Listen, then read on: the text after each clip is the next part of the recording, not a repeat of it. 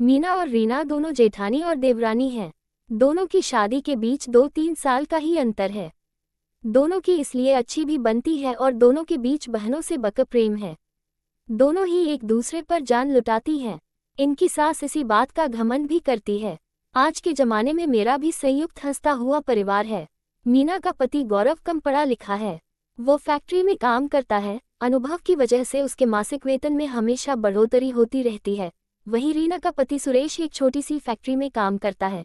वेतन भी कम है, किंतु वो कभी अधिक की चाह रखता ही नहीं है और वो उसी में संतुष्ट रहता है।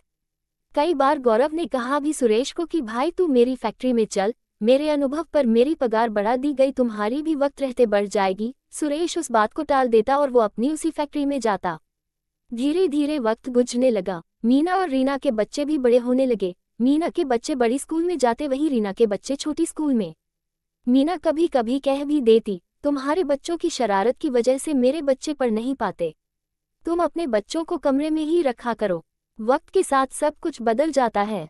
सासू माँ का देहांत हो गया।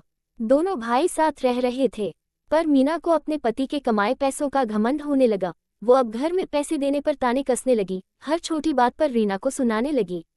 मोहल्ले में भी कहने लगी, मेरा पति घर चलाता है, रीना के पति से घर क्या ही चलेगा।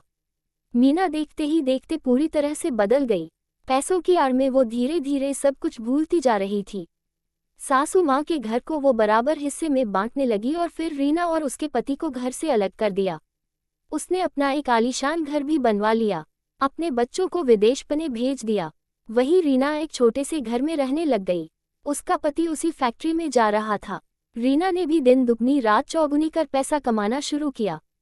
जितने भी पैसे वो दोनों मिलकर कमाते, उन पैसों से वो अपने बच्चों को पढ़ाते। उसके बच्चों में बहुत अच्छी समझ थी। वे अक्सर किसी बात की जिद नहीं करते अथवा संस्कारों से पूर्ण रूप से भरे उसके बच्चे बहुत साधारण जीवन जीते थे। धीरे धीरे बात बनने लगी। एक दिन मीना ने अपनी कामवाली बाई को बोला, तुम ये सब मिठाई और खिलौने ले जाया करो, कुछ कमी हो तो मुझे बताया करो, तुम्हारे सिवा यहाँ मेरा है ही कौन। गौरव सुबह 10 बजे से रात 10 बजे तक फैक्ट्री में रहता है। एक तुम ही तो हो, वरना इस आलीशान घर में मेरा रहने का भी मन न हो। मीना अपने पति गौरव को हमेशा कहती, मैं पूरे दिन घर में अकेली रहती हूँ, मेरा मन ही नहीं लगता। गौरव ने कहा, अब जब गलती तुमने की है तो तुम ही पश्चाताप करो। संयुक्त परिवार मात्र साथ रहने के लिए नहीं बल्कि सुख दुख बांटने के लिए भी होता है। एक की जरूरत पड़ने पर हमें दो लोग मिल जाते हैं। काम वाली बाई अगले दिन सुबह आए और मीना से कहने लगी, आपने सुना मालकिन पास में जो आपकी देवरानी रहती है उसके बेटे ने आज टॉप किया है। दोनों बेटे बेटी उनके पने में होशियार हैं, संस्कारों से भरे बेहद अच्छे हैं। मीना को ये सुन खुशी हुई, पर वो अब जताए भी तो कैसे। मीना ने अपने लड़के को फोन किया तो उसने कहा, मैं शादी कर रहा हूँ अगले महीने। मीना ने कहा, घर आकर बात करना बेटा। उसका बेटा बोला, नहीं माँ, मैं पूछ नहीं रहा, बता रहा हूँ, आप पिताजी को बता देना, मैं अब भारत नहीं आऊंगा, यही रहूंगा। मीना की आंखों में आंसू आ गए। उसने अपनी बेटी को फोन किया तो वो कहने लगी, माँ खाना खा लिया? एक ही बात हर बार पूछती हो, फोन रखो। मीना रोए जा रही थी। मीना ने गौरव को कहा, बच्चों को विदेश भेजा था पढ़ने के लिए, परंतु वे वहीं के हो गए।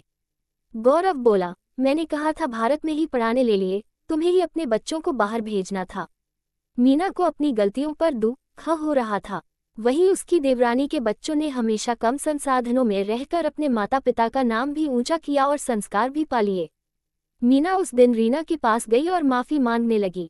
धीरे धीरे दोनों वापस संयुक्त परिवार में रहने लगे। रीना के बच्चों के साथ घुलकर मीना भी खुश हो गई और 1-2 साल बाद संयुक्त परिवार के प्रेम ने मीना के बच्चों को विदेश से वापस आने के लिए प्रेरित कर दिया। आज वे सभी एक साथ बहुत खुशहाल जिंदगी जी रहे हैं। संयुक्त परिवार दुख सुख झगड़े अपनेपन सभी का सहयोग है। जीवन की कठिनाइयों में हम कभी भी खुद को अकेला नहीं पाएंगे।